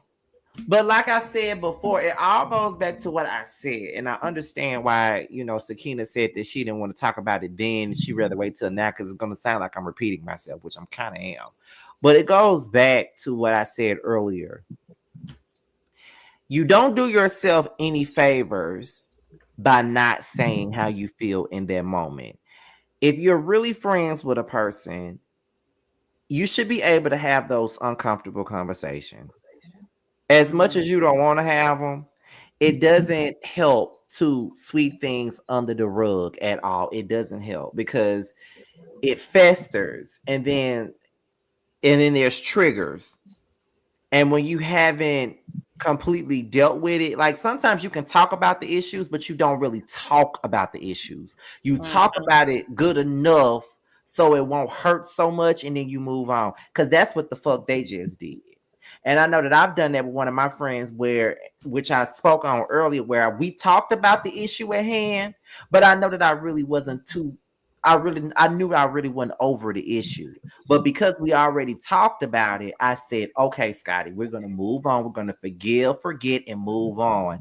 Knowing that because of what they did, they violated me way too hard, and I won't be able to see them the same exact way as I did before. So what I've chosen to do is to deal with them on a surface basis where they don't know certain things. Like certain things that I normally would have told them, I don't tell them. I probably tell everybody else up here. You feel what I'm saying? Because I don't trust them. So sometimes in a sense, it's like you can still be friends with people, but you have to know how to feed them with a long handle spoon, if that makes sense. Because if you're going to continue to be friends with this person and you already see what they're giving you and you already know what they give already, you have to make a decision. Either you're going to continue to do what Shamia does, and that is constantly continue to take up for Porsha even though she's wrong and have her back even though she don't have yours, or you can meet them with that same energy. We can still be cool, we can still be hanging out and stuff like that, but I'm gonna deal with your ass from a distance. I'm only gonna talk to you when we're going out for a drink. I know, right, Mills? Shamia, you a schmuck. All right, she played in your face again. Gave you a half-hearted ass apology. You went on ahead and accepted. Oh, put your heart next to mine. You're just a glutton for punishment. I have nothing else for you. And yeah, when Frack comes back, yeah, it's gonna be gags on you. It's gonna be gags on you, friend. Right, because once Frack come back, Porsha don't have no incentive to be cool with you to try to make up with you, girl. And the sad part about it is she gonna be taking up for her too. It's gonna be a whole nother situation where it's gonna be them against you. Okay, I have an unpopular opinion. I actually felt like that. Too. I actually felt like that Shamia was doing too much. It was like I felt like that Porsha at that moment was getting ambushed. And the reason why I feel like that she was getting ambushed was because I felt like that Shamia was putting 20 on 10 regarding the situation. Like, yes, this whole, first of all, yes, Porsha has not been a good friend to Shamia. But these issues were already kind of talked about or buried under the hatchet. Why wait now to put it all the way on Front Street like this and just push it on her? I literally felt like that Porsha got ambushed on her. She literally shut down in this scene. Shamia was doing too much, in my opinion. I'm with you, JoJo. I listen. I'm glad because I was gonna say the same thing. I'm on the other side of this. Do I think that Porsha has been a bad friend to Shamia? Absolutely. But I think we can't sidestep the fact that Shamia, we already said it earlier in this episode, regardless of how the conversation happened, at the end of the day, you had a conversation with these women about your issues with Porsha. And it got back to Porsha. Porsha has every right to feel some kind of way, regardless of whether we on the outside feel like she's never been a good friend to Porsha. Like Scotty just said, this is what happens when you allow people to disrespect you or to not allow an issue to be resolved. So Porsha has been doing what Porsha has always done because you've allowed her to do it. So now in this scene where now you done got your back on you, and now you literally would not let that woman have Porsha couldn't finish a sentence.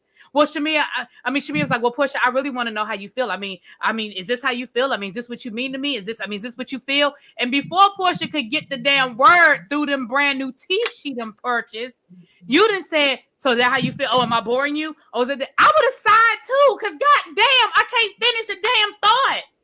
Like, are you gonna let me talk? So I agree. I feel like in the big picture, do I think Porsha's been a bad friend to Shamia? Yes. But in that moment, in that scene, Shamia was doing a lot. Like now you want to say everything you should have said in the last 10 years. You want to say it in this one conversation. Girl, I was like, Porsha, can I get a minute? I need a minute. But I also feel like Porsha was full of it in this scene too, because she was leaning on the y'all be like,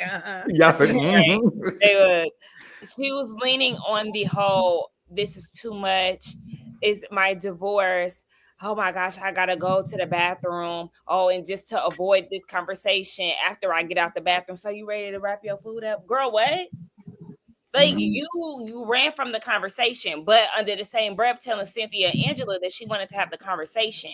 And just like I said in my review, we see Porsha do this thing where she doesn't want to talk about it head on, but then she'll go and talk to somebody else about it. And it's like, well, you should have said that the same way she did that shit in Nashville. Oh, you got to, you saying the issue ain't with Drew or Angela, but they asking you what's wrong. Nothing, you cool, blah, blah, blah. But then you get in a room with Cynthia and you're like, well, it's just really I'm dealing with the men in my life. It has nothing to do with them. So why you couldn't just say that downstairs? And now this is your time for you to say how you feel about your best friend, and you running from the situation. And I agree with that. Do that too. I do agree with that. It just goes back to what I said earlier. Both of them have fault in this. At the end of the day, Porsha has fault because she's a shitty fucking friend. Ooh. And Shamia has fault in it because she's a punk. She's not saying what she needs to say. And another thing too is that I think, judging by the way Porsha acted in this scene, this is probably why Shamia don't feel comfortable telling her how she feels. Yeah, I can see that. Because if you already know how a person is going to react to something, you don't want to talk to them. That makes you sweep shit. Because I know, and I'm speaking from, once again, from experience. I could feel some type of, in the past, I could feel some type of way about something. But in the same breath, I want to say something so bad. But I know that if I say something, but I know that if I say something, it's going to create a whole fight that I'm not trying to have, when all I'm trying to do is tell you how I feel. And I think that Porsha was taken aback because she's not used to Shamia saying how she feels. She's used to Shamia cowering down to her and not saying a motherfucking thing and being a punk. I can agree with that. Then this is the first time that Shamia probably was really vocalizing how she felt, although the camera had a damn Energizer battery in her back to do it. But this is the first time that she was able to really say what she really wanted to say to Porsha, and Porsha really wasn't ready for it because she feels like Shamia's my bitch. She ain't gonna say shit. She just gonna fall in line like everybody else do. That's what she thought. But Shamia can't. That's why that's why it looks like Shamia was doing the most. That's why I understand why Josiah and Really B felt like she probably did the most. But in my mind, I feel like, yeah, she probably put a little bit of sauce on it. But this is the only time that she was really able, because they're forced to have this conversation. So this is the first time she's able to really voice how she really feels about something. I can see that too. Like I said, I can see that too. Something else I was gonna say, but go ahead, y'all. Oh, I thought you had something to say, babe. My bad. I mean, I can. Honestly, I'm on both sides when it comes to this. And I'm going to pull a Scotty. I can equate this to a personal situation. Like, the panel, y'all know, I don't fuck with my elder sibling like that. I really don't.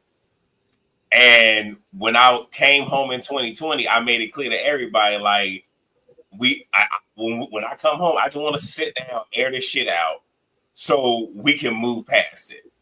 Didn't want to do it the whole 9. It was supposed to happen. He got mad on shit. Didn't happen.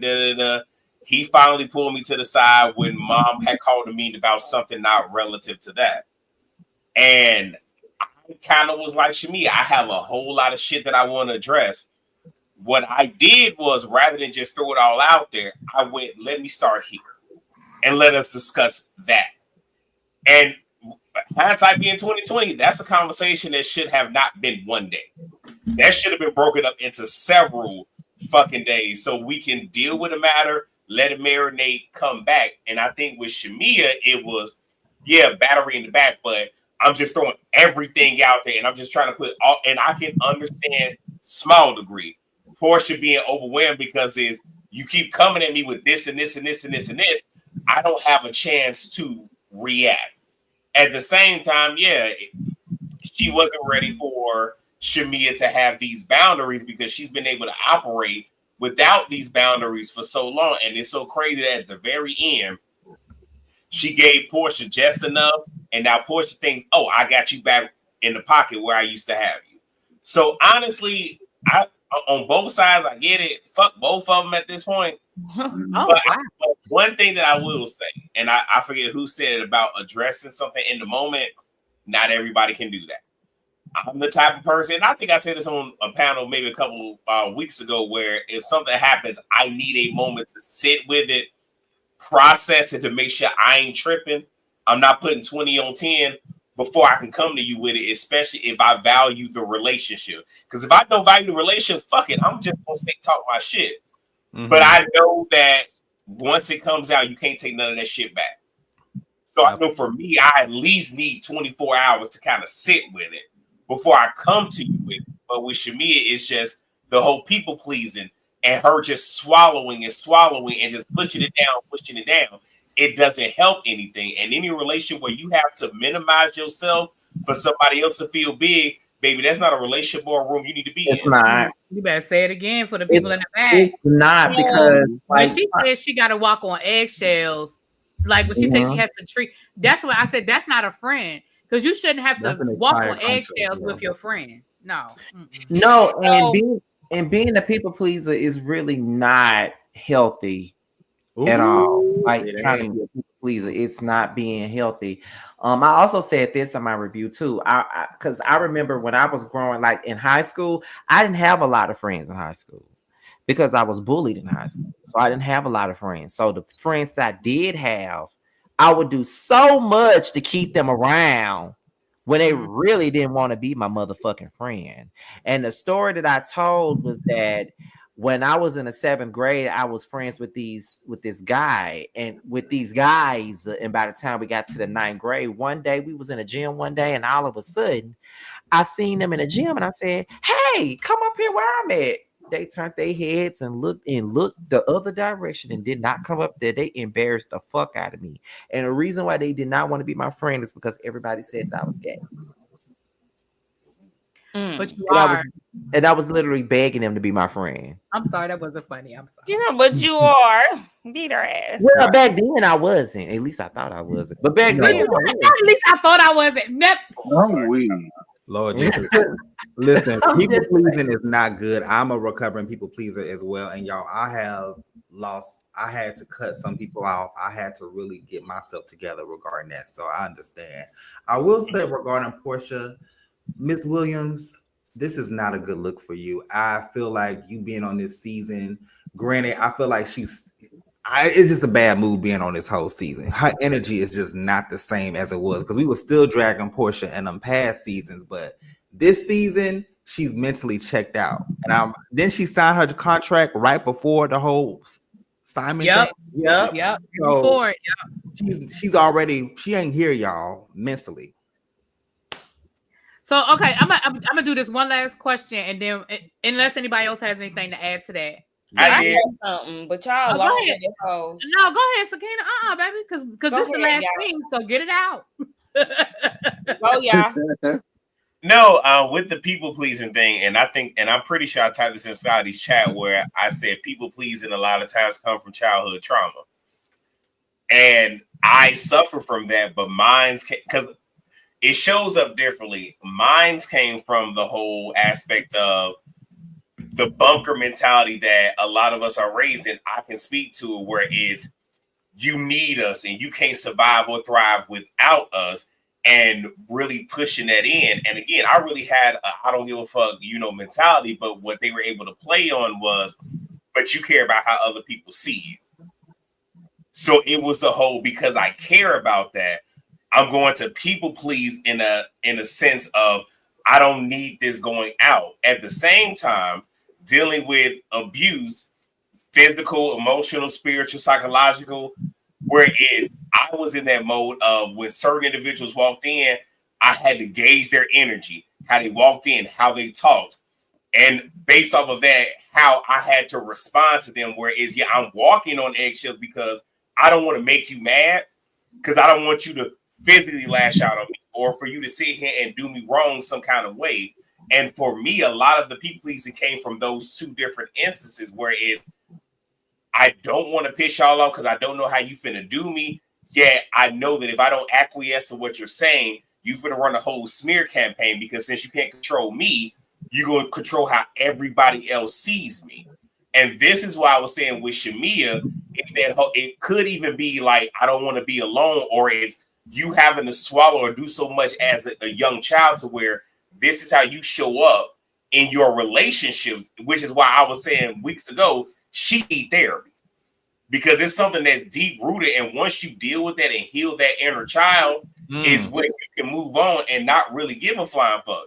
Because when I tell y'all, when I say I don't give a fuck, I'm not saying that to sound cool. Like when I tell you I don't fuck with the majority of either side of my fucking family, I don't. I agree. Where I was in the military 11 years, I not only thrived but survived without them, which is contrary to that whole thing of you need us to be something. And knowing that I can do all this without y'all, y'all are a bonus. And if you're not adding value to me, but you're subtracting and God forbid dividing, baby, your ass is the fuck over there. Hold on, y'all. That shit. They calling you Ya Van Zant.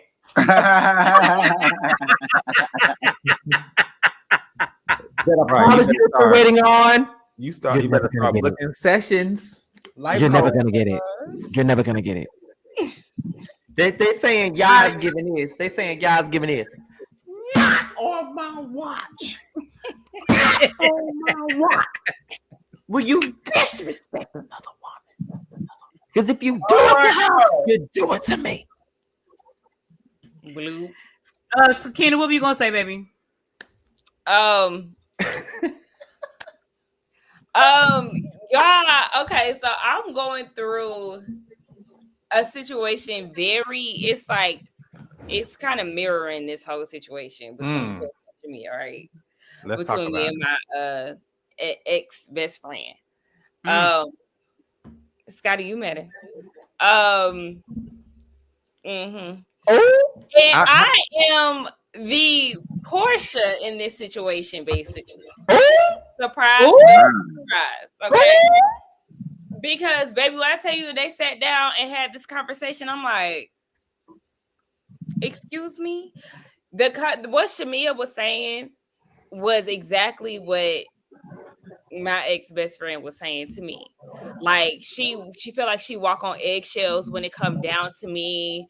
This is like, I guess, like on some new shit. Like, lately, she just feel like she has been walking on eggshells with me. She likes to handle the relationship with care, and she always feels like she has to be like, I'm telling y'all, literally the same shit. It's always a fragile situation with me, and so she just feels like she has to tiptoe. Honestly, it just feels like all of this stuff is just new to me. But it's just like, not steal your man, no. But I just feel like gonna get blocked. How your mod ain't gonna get blocked? Not simply man still. I just feel like watching this shit is just so draining. I can see exactly where things are fitting to my situation, but just to a degree, because I don't avoid the conversation. Like, let me say this. I will ghost you because I don't like being confrontational. I would just, drop you. Like it's nothing. But when it really comes down to people I care about, I do feel like a conversation needs to be had if there is going to be some resolve. So anytime that I have issues with my friend, we talk. And I will admit, I've definitely said some things that have stung.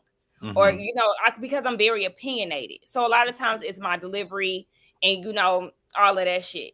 But it's like, watching Porsha be so just doing whatever to not really have the conversation, and then at the end just feeling like, oh, okay, so we good now. It's just like, no, this is exactly what's going on.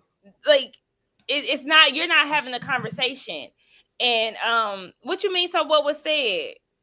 She just, and then she questioned my character. Basically. Like here lately, our last big blow up, she questioned my character, and I felt like I took that extremely personal, because the one person that I look to vouch for my character and me as a person is now questioning who I am.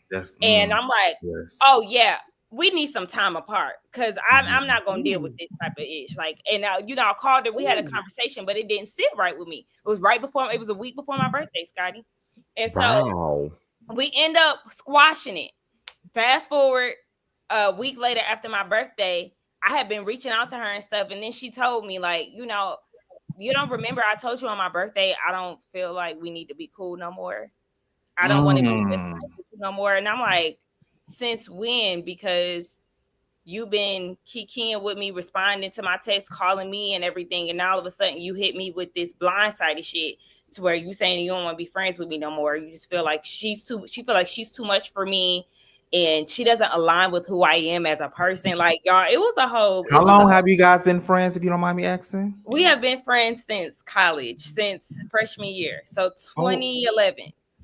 Ooh, that shit gotta hurt. And like her saying that she doesn't align with who I am as a person, like, I'm sorry. So just watching the whole thing between that did her. Like, when Shamia told Cynthia, I've been up all night, that was literally me. Like, I love you too, Busy. Hey, fool. Oh, but like, thank you, Busy.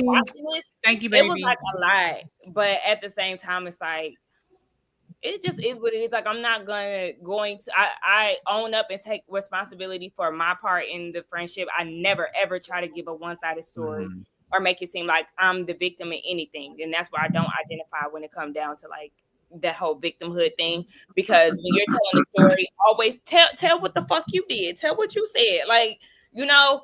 And so I'm never one to tell a one-sided story. I've definitely done things to hurt her, but at the same time, it's like, you've done and said shit to hurt me too. Like, right. At the end of the day, I know I've been a good friend. So just watching them, it's like watching me and my ex best friend fall out. And this shit is like, this just happened. Like, oh, so this is raw for you. That's like Ebby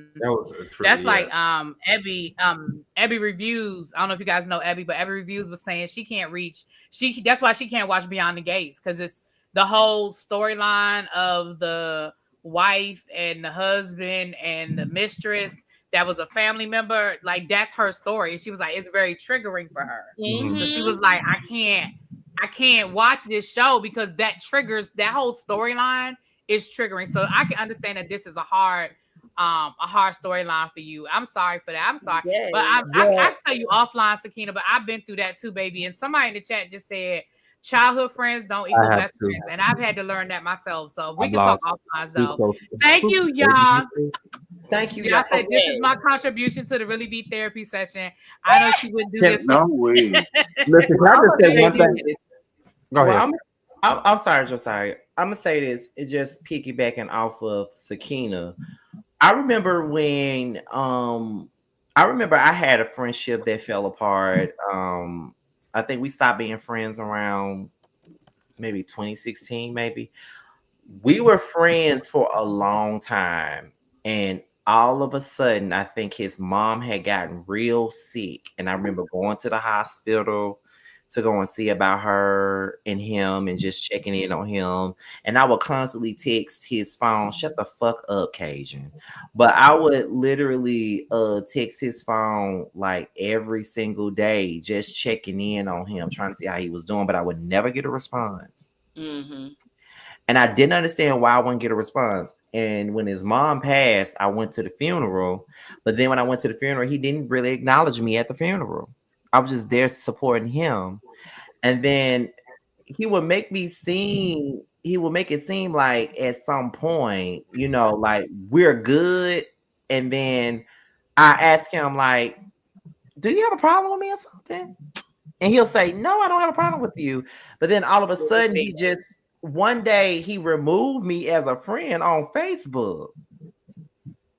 And I know that's really minor to have your feelings hurt by that, but it hurt my feelings because he removed me on because Facebook. It's undercover pressure. Like, it's like a situation where it's like, I'm asking you if you have a problem, you say no, and then you're moving in a way that is very clear that you have an issue with me. Yes, because every time I would ask, do you have an issue with me? And he'll say, no, we're good. Like, but two of our mutual friends told me that he did have one. And it wasn't nothing to do with nothing that I did to him personally. He felt as though, in so many words, he had gotten his college degree and he became a teacher, and he felt like I really wasn't doing nothing with my life at the time. So he felt like because I wasn't really doing anything with my life at that time, he couldn't be around me anymore. That's what he told them. Wow. So when I asked him about it, he said that wasn't true. So it had me confused as to, okay, so why you treat me this way? And then I didn't see them for years up until like 2019. I saw them at my job. And when I saw him, I was like, oh, I remember this story. yes, I saw him at my job, and we locked eyes because we hadn't seen each other since 2014, and here we are. It's 5 years later, and we run into each other. And when I see him, I didn't know whether to speak to him or whether he speaks to me. We didn't say anything to each other, and every time he would come at my job, I would weep because I'm like, we were best friends. Like, anytime anybody saw me, they saw you. We did everything together. So why are we here? I don't even know why we're here. And I would say that it was Thanksgiving week of 2023. And when I saw him at my job again, I pulled him to the side and I said, we don't have to be, I'm not asking to be your friend again. We don't have to be friends. But I just don't understand why we fell apart. I don't know why. But whatever I did to you, I do apologize because I don't know what I've done to you. But if I did anything to you, I apologize. He never would tell me what I did. What he said was, we were young. Wow. We were young. And sometimes you have to be okay with not getting it because I mean, everybody can't have a conversation. So we just have to. I mean, I know been there, done that too. But you know what really happened? After I told one of our mutuals that I saw him and we talked and we hugged and everything, they came out and told me why he was mad with me and why we fell out. And they knew the entire time, which I knew that they knew, but they wasn't going to tell me. Somebody that I'm not even cool with, somebody that I don't even talk to, told them that I was telling his business and I never spoke to her or anyone about his business. And he took that and ran with it and stopped talking to me. Because that's what he wanted to do anyway. Because if he really felt some kind, you know. All right, let me get through these super chats, y'all. Let me get ready. We get ready to shut it down. Thank you, Mims. Simply don't leave your man around her. Tracy, I'm so sorry to hear that. I have been there, girl. You got me crying. Friendship breakups are hard. Ooh, they are. Yeah, it's hard. It's hard. It is hard. Scotty, you can piggyback your ass on up. That's Mims. Also from Mims, simply a Porsha protege. Mims is trolling. It's a troll. And I want to know what y'all had to say, because after he said what he had to say, then I'm going to say one more thing and I'm going to be done. No, the only thing I was going to say, because it was actually to Really B's point, even though you did get the closure, but we really need to move through life without getting closure. And I mean, because one, it's very self-serving, but on one hand, is what does it really give you? But ask yourself, if the person you need closure from was to go on to glory tomorrow, then what will you do? Because a lot of us wanted clarity and all this other stuff from people that are no longer here, and now you got to traverse life without having that. So sometimes you're not always gonna get it, and you just need to be content with their actions being the closure that it is that you need it. And I'm gonna stop because I've been preaching way too much and y'all don't pay me enough for this. Well, I'm gonna say one more thing and then we're gonna be done. I'm not gonna keep y'all along with this, but I'm gonna use Josiah for example. And we'll talk more about this one on our podcast, but it was one time where I was mad at him one time and I felt like shit. It was so, we didn't talk for a couple of days and I was like, oh my God. Oh, I could have died not talking to Josiah for a couple of days. We'll talk about that on the podcast. We'll talk more about it on the podcast, but I could have died. But that goes to show you how close we are. Cause I was like, oh my God, what am I gonna do? I haven't talked to Josiah in about. We had a conversation, cleared that shit up. We talked for about an hour. It was no yelling, it was no screaming or cursing each other out. We just talked about whatever it was and we moved on. And it didn't have nothing to do. It wasn't nothing that he did to me, and it was nothing that I did to him. It was about somebody else. You know, so okay. All you really need to do is have a conversation with somebody and just move on. Yeah. Mm-hmm. Yeah, I apologize. I missed the whole scene with Angela and her mama, and although nothing really major happened, I did want to acknowledge the fact that Angela lost her mom So I do want to Mhm. send condolences and acknowledge the fact that she did lose her mom. Mhm. But I mean, I hate to go backwards, but is there anything anybody felt like they needed to say about that scene? Because I do apologize. I missed it. No. I Okay. I just got one thing. Okay. Is I hope the house is in the sister's name, and if not, I hope that the mother had a life insurance policy to cover the mortgage, and the mortgage company was the beneficiary. So upon death, it's already paid off. So Well, that the mother moved out of the house, remember? So the mother, I mean, wait, but then she said she got her own. she I'm said talking she got about her own place. I don't know if she bought a place. She just said she got okay. her own Well, place. if she did buy it, I hope that's the case. If not, then I'm gonna let it go. I mean, I don't know, but yeah. All right. What were you gonna say, Sakina? I don't even know. All right, so we're gonna do a 2-for-1. We're gonna do. I want as you go around and tell everybody what you have going on. Give us your MVP at the same time, because y'all know it's past my bedtime. So we're gonna do the MVP and tell us what you got going on your channel. The chat voted. I'll tell y'all what the chat's vote was at the end. But y'all, what you got going on your channel and your vote for MVP for this week's episode? 6-minute review.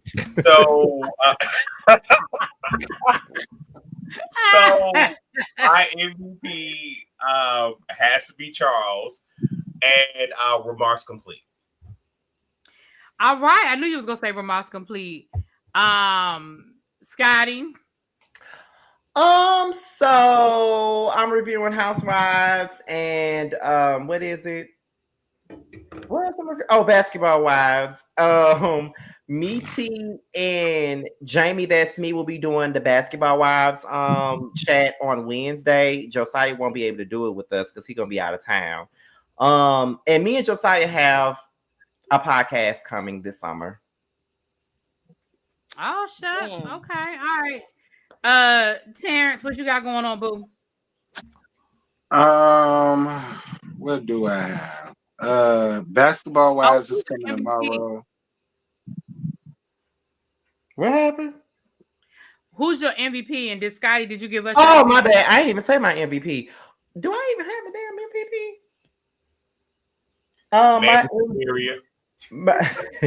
That is definitely my MVP. Thanks, y'all, Mammy Superior. Thanks. Go ahead, T. I have this show, Basketball Wives. Love After Lockup on the second channel, Gags with T. The Never Ever Mets. This panel, the Chaser panel on Thursdays with Scotty. Am I missing anything?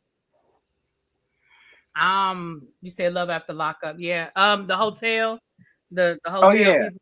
Bravo's Love Hotel. Y'all make sure to look out for that. And I think that's it.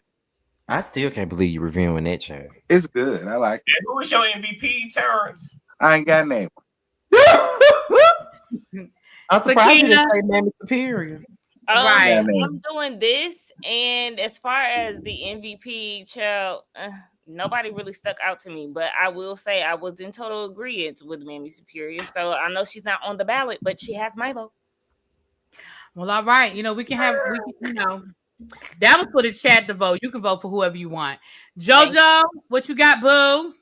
Yeah, so Drew Mother is definitely the MVP, in my opinion. She kind of set it down and gave Drew that wake up conversation that she needed. You guys, so how do I explain this? I'm in a odd place right now. It's not a bad thing, but I have been really busy, like outside of YouTube. I'm currently working on a production at the moment, on a film production. So I'm like a PA for that. That's why I haven't really been posting as much as I want on YouTube because I'm always on the go.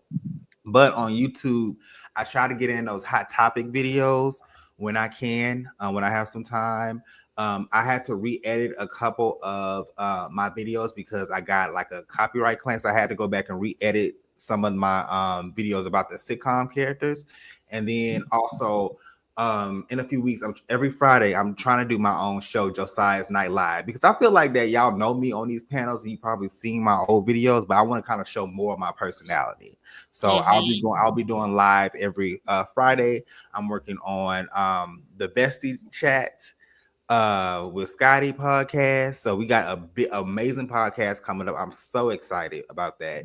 And then eventually bringing game night back for the summer. Yes, game night. Come on. And who? Oh, you already said your MVP. So my MVP is Charles. I forgot about something. I'm sorry. Me, T, and Josiah will be doing music content, by the way. Oh, that too. Yes. Yeah, I forgot about that. Oh, okay. All right. Okay. What I have going on. Oh, and before I forget, JoJo, I think you need to go back into your archives and re-upload your Honey Boo Boo video, which is still one of my favorite videos. I know that sounds crazy. When you did like the Honey Boo Boo, remember you did the Honey Boo Boo video a few years ago? Yeah. Yes, I remember. I think you should re-upload it. And the reason why I say that is because Honey Boo Boo is a hot topic. You know, her Lifetime movie came out this weekend, and then the new season of their show is starting. So it's a lot of talk about Honey Boo Boo right now. So just re-upload it. You don't even have to really do nothing major. Just post it on your channel or something. I think people might be interested in seeing that. Or if you want to update it, but if you don't have time, just re-upload it. Anyway, what I have going on. Okay, so my MVP is Charles. It's always Charles. If he's on the screen, it's always gonna be Charles. I told y'all that. Real Housewives of Atlanta. Never Ever Meets with Shade in the City. Beyond the Gates with JB. Kanan is over. I'm doing Love After Lockup, but y'all know I gotta get caught up because I missed last week because I was out of town.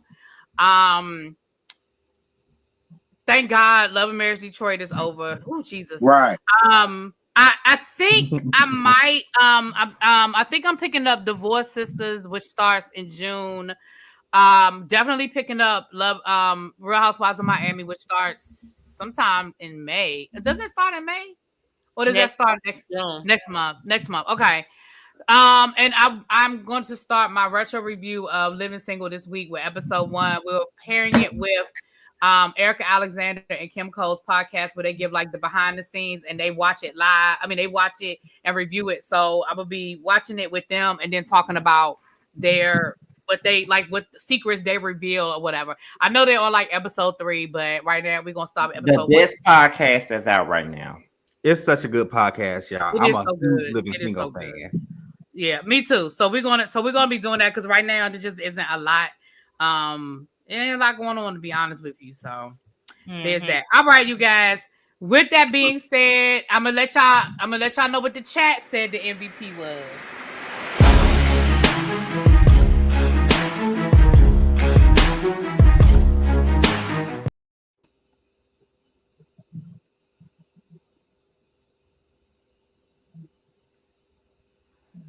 Never mind. Fuck it. The chat said.